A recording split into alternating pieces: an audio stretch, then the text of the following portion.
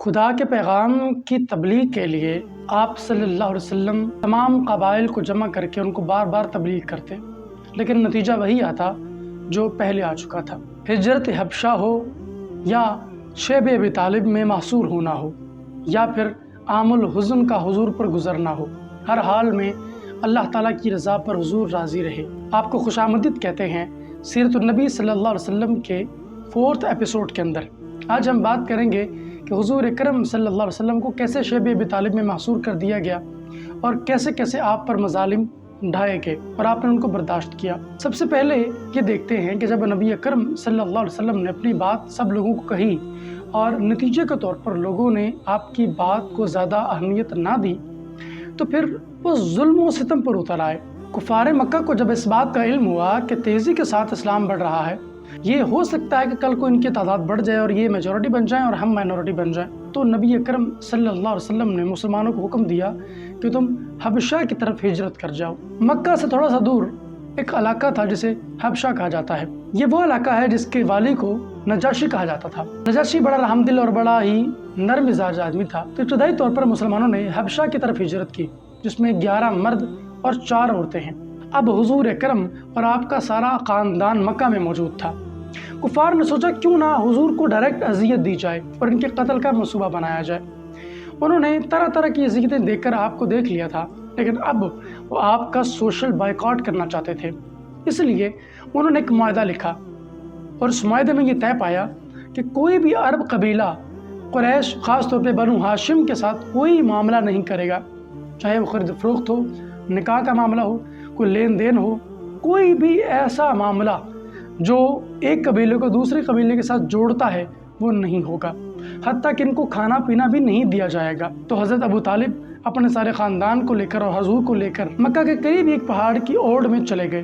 اسی کو شیب کہا جاتا ہے، شیب ابی طالب۔ اس میں آپ نے 3 سال گزارے اور خاندان بنو ہاشم کی حالت یہ ہو چکی تھی کہ آپ پتے کھا کر گزارا کیا کرتے تھے، نہ کھانے کو کچھ ہے نہ پینے کو کچھ ہے، بلکہ چپ کے کچھ لوگ جو مدد کرنے کے لیے آتے تھے وہ کچھ راشن دے دیا کرتے تھے، انہی سے گزارا ہوتا تھا۔ اسی کڑے امتحان میں حضرت خدیجہ رضی اللہ تعالیٰ عنہ جو ہیں وہ بھی حضور کے ساتھ رہیں، جنہوں نے عیش و عشرت کی زندگی دیکھی تھی۔ سارے بنو ہاشم نے وہی اذیتیں جھیلیں جو حضور اکرم صلی اللہ علیہ وسلم نے برداشت کی۔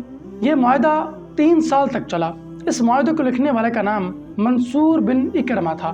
اس نے یہ معاہدہ لکھ کر کعبہ کی دیوار پر نصب کر دیا، لیکن 3 سال میں لوگوں کو یہ اندازہ ہو گیا کہ حضرت محمد صلی اللہ علیہ وسلم اپنی بات سے بالکل پیچھے نہیں ہٹیں گے، تو انہوں نے کہا کہ خامخواہ ان کو اذیت دی جا رہی ہے، کیوں نہ اس معاہدے کو ختم کر دیا جائے۔ تو قبائل نے خود ہی اس معاہدے کو توڑ دیا۔ ایک نیا سال چڑھا۔ وہ نیا سال اپنے ساتھ بڑے غم، بڑی تکلیفیں اور بہت ساری پریشانیاں لایا۔ اس سال کو نبی اکرم صلی اللہ علیہ وسلم نے عام الحزن قرار دیا، کیونکہ اسی سال میں حضرت خدیجہ جو حضور کی بڑی رفیقہ کار تھی اور بڑی محبت کرنے والی بیوی تھی، وہ بھی وصال فرما گئی، اور حضور کے چچا حضرت ابو طالب یہ بھی اسی سال وفات پا گئے۔ اسی لیے حضور نے اس کو غم کا سال قرار دیا۔ اور یہ سال بھی ابھی کمپلیٹ نہیں ہوا تھا کہ کفار مکہ کو دوبارہ احساس ہوا کہ حضرت محمد پر دوبارہ یلغار کر دی جائے، تو انہوں نے وہی کیا۔ ان کو پتا تھا کہ عبد المطلب کے بعد ابو طالب ڈھال تھے حضور کی، لیکن اب وہ بھی دنیا سے رخصت ہو چکے ہیں، تو کیوں نہ ان پر دوبارہ یلغار کی جائے۔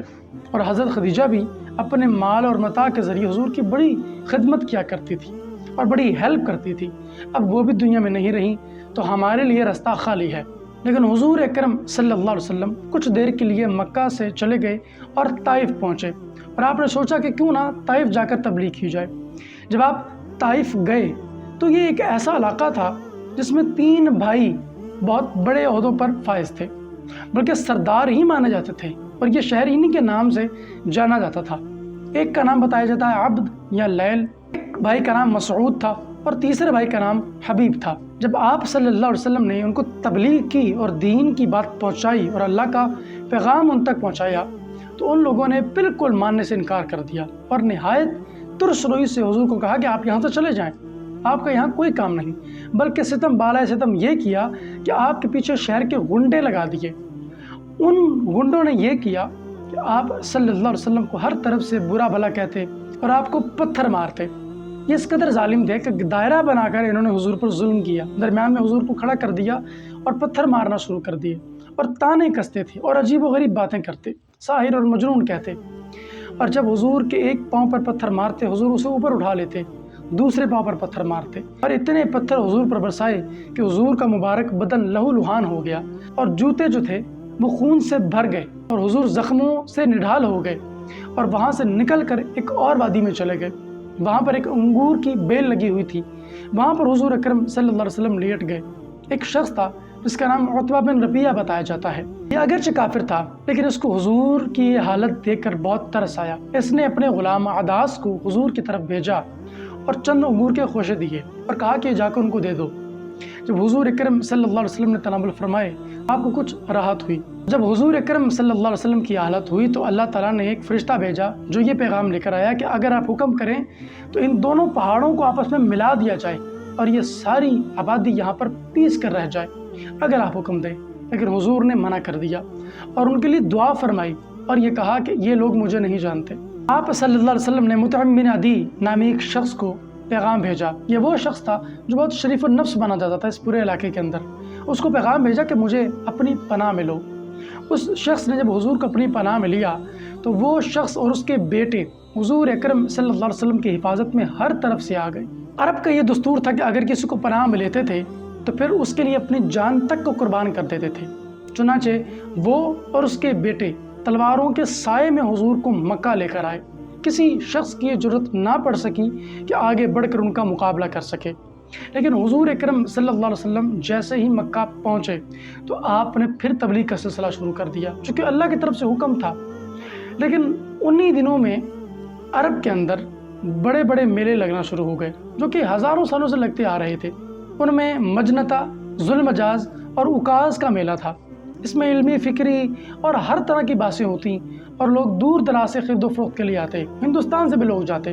حضور اکرم صلی اللہ علیہ وسلم ان میلوں میں جا کر بھی تبلیغ کرتے، لیکن ابو لہب بڑا ہی بدبخت شخص تھا، یہ بھی حضور کے پیچھے پیچھے جاتا۔ جہاں حضور تبلیغ کرتے یہ کہتا کہ یہ معاذ اللہ جھوٹ بول رہے ہیں، یہ ہمارے دین سے پھر گئے ہیں، اس لیے جو بھی کہیں گے ان کی بات کو نہ ماننا۔ تو سوچئے کیا کیا تکلیفیں نبی نے برداشت کی ہیں، وہ کیا مصائب، وہ کیا پریشانیاں، وہ کیا آلام اور کیا اذیتیں حضور نے اٹھائی ہیں اللہ کا پیغام ہم تک پہنچانے کے لیے۔ ناظرین کرام، مجھے امید ہے آپ کو ویڈیو اچھا لگا ہوگا۔ آپ کی اس کے بارے میں کیا رائے ہے مجھے کمنٹ سیکشن میں ضرور بتائیے گا۔ میں ملوں گا آپ سے ایک نئی ویڈیو میں، تب تک کے لیے اللہ حافظ۔